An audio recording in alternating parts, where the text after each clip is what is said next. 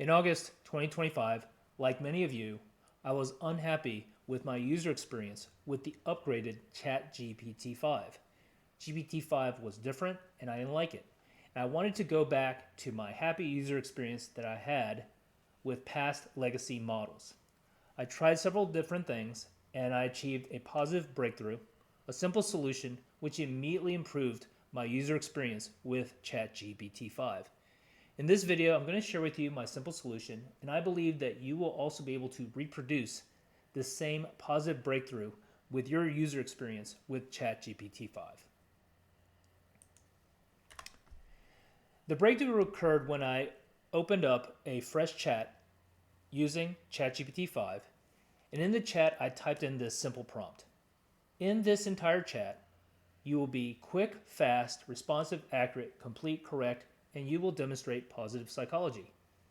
This prompt addressed my three issues with ChatGPT 5. I wanted ChatGPT 5 to be quick, I wanted it to be correct, and I wanted to have a positive tone.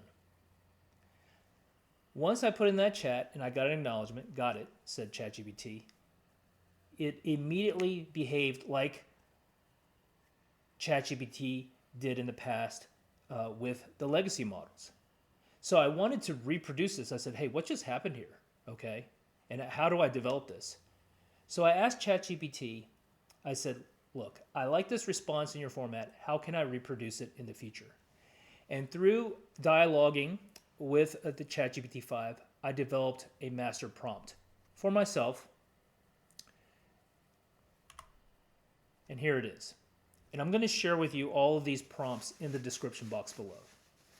But this GPT-5 optimization master prompt, which is saved in the account memory and is applied to every single chat, this master prompt addresses speed and efficiency, accuracy to achieve zero hallucinations, gives a positive tone applying the principles of positive psychology, structure and completeness, internal processing, which balances speed and also accuracy.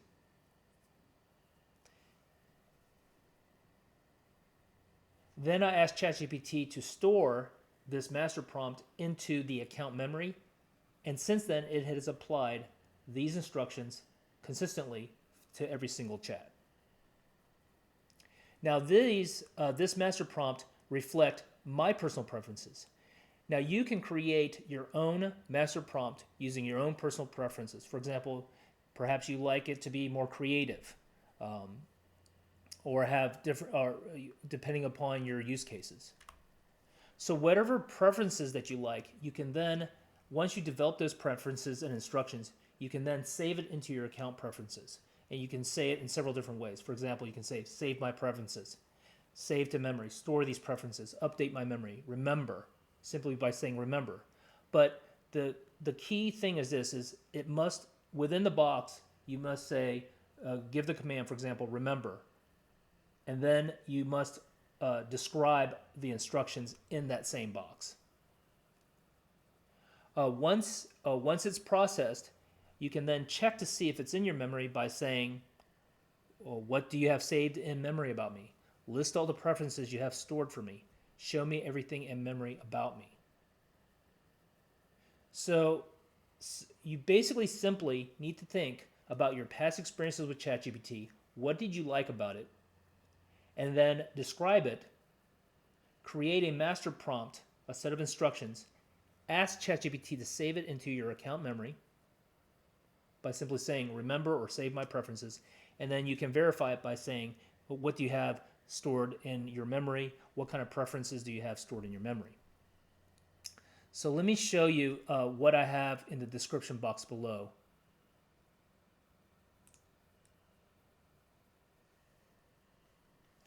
Hold on. So in the description box below, I have the various prompts that I showed in the video. The first prompt that I used, so you could use this too, and you can experience this. But this is this prompt has given me a great experience over the past few days. The chat. This was the breakthrough prompt. In this entire chat, you'll be quick, fast, responsive, accurate, complete, correct, and you will demonstrate positive psychology. And then underneath that, I have the master prompt, the GPT-5 optimization master prompt, which is saved in my memory, which addresses speed, accuracy, tone. And then here's the instructions. You can actually, if you want, you can use my master prompt. All you have to do is open a fresh chat, copy the master prompt, press enter, and then wait for ChatGPT's confirmation message. For future reference, you can have your own personalized master prompt, and these are commands to save ChatGPT memory preferences. For example, save my preferences or simply remember. But you must have the instructions within the same box as the command to remember or save preferences. And then you also want to do a memory check to make sure that the commands are in the memory. So to expand on several issues here, a lot of people complain about the tone of GPT-5. One simple way to improve the tone is to use the term positive psychology. Positive psychology. Positive psychology is actually it's a term used in the discipline of psychology that emphasizes a positive perspective on life. And so what I did with ChatGPT is I said, hey, what does positive psychology mean to you? And it is actually a term that it recognizes. So it describes positive psychology. I asked for 10 famous experts and 10 famous books on this topic. And yes, these are experts that I recognize. And these are notable book titles. And then I asked it to store this understanding or definition of positive psychology in my account memory so I can reference it in the future. And I then I confirmed that this definition was in my memory. So I can always reference the term positive psychology and it will use that specific tone. So